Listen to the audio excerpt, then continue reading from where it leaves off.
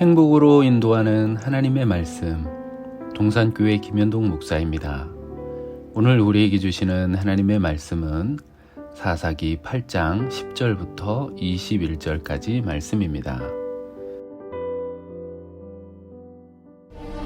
이때에 세바와 살문나가 갈골에 있는데 동방 사람의 모든 군대 중에 칼든 자 12만 명이 죽었고 그 남은 15,000명가량은 그들을 따라와서 거기에 있더라. 적군이 안심하고 있는 중에 기드온이 노바와 욕부와 동쪽 장막에 거주하는 자의 길로 올라가서 그 적진을 치니 세바와 살문나가 도망하는지라. 기드온이 그들의 뒤를 추격하여 미디안의 두 왕 세바와 살문나를 사로잡고 그 온 진영을 격파하니라. 요아스의 아들 기드온이 헤레스 비탈 전장에서 돌아오다가 숫곳 사람 중 한 소년을 잡아 그를 신문하매 그가 숫곳의 방백들과 장로들 77명을 그에게 적어준지라. 기드온이 숫곳 사람들에게 이르러 말하되 너희가 전에 나를 희롱하여 이르기를 세바와 살문나의 손이 지금 내 손 안에 있다는 거냐? 어찌 우리가 내 피곤한 사람들에게 떡을 주겠느냐 한 그 세바와 살문나를 보라! 하고 그 성읍의 장로들을 붙잡아 들가시와 찔레로 숫곳 사람들을 징벌하고 분우엘 망대를 헐며 그 성읍 사람들을 죽이니라. 이에 그가 세바와 살문나에게 말하되 너희가 다불에서 죽인 자들은 어떤 사람들이더냐? 그들이 너와 같아서 하나같이 왕자들의 모습과 같더라. 그들은 내 형제들이며 내 어머니 아들들이니라. 여호와께서 살아계심을 두고 맹세하노니 너희가 만일 그들을 살렸더라면 나도 너희를 죽이지 아니하였으리라. 하고 그의 맏아들 여델에게 이르되 일어나 그들을 죽이라. 하였으나 그 소년이 그의 칼을 빼지 못하였으니 이는 아직 어려서 두려워함이었더라. 세바와 살문나가 이르되 내가 일어나 우리를 치라. 사람이 어떠하면 그의 힘도 그러하니라. 하니 기드온이 일어나 세바와 살문나를 죽이고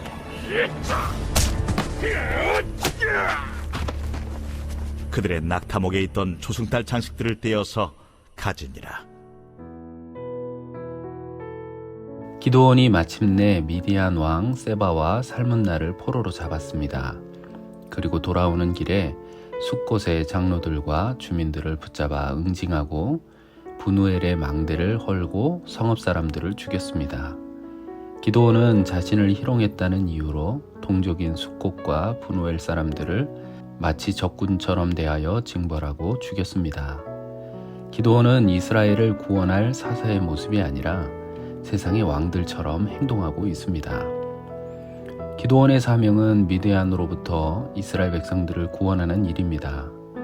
그래서 하나님께서 기드온을 큰 용사로 세우시고 미디안과의 전쟁에서 승리하게 하신 것이었습니다. 기드온은 자신에게 승리의 영광을 주신 하나님께 감사하며 겸손해져야 하지만 기드온은 하나님이 주신 은혜를 자신의 공로로 생각하고 마치 자신이 왕이라도 된 것처럼 자신에게 협조하지 않는 사람들을 이방인을 대하는 것처럼 징계하며 처형하고 있습니다. 자기 의에 도취된 지도자의 심각한 타락입니다.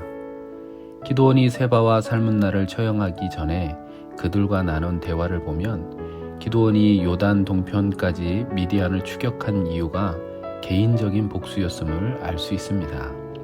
그럼에도 여호와의 이름을 언급하며 그들을 처형하는 것을 정당화했습니다. 그리고 기드온은 그의 맏아들 여델에게 미디안 왕들을 죽이라고 명령합니다.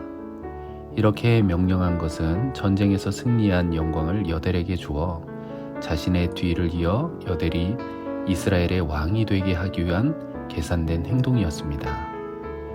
또한 기드온은 미디안 왕을 죽인 후 왕의 표식인 초승달 장식을 떼어 가졌습니다.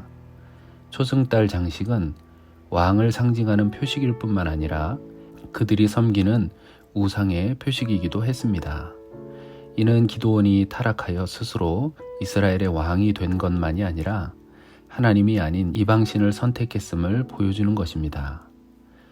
전쟁을 앞두고 하나님의 임재 앞에 두려워 떨던 기드온은 사라지고 이방신을 선택한 교만한 왕이 되었습니다.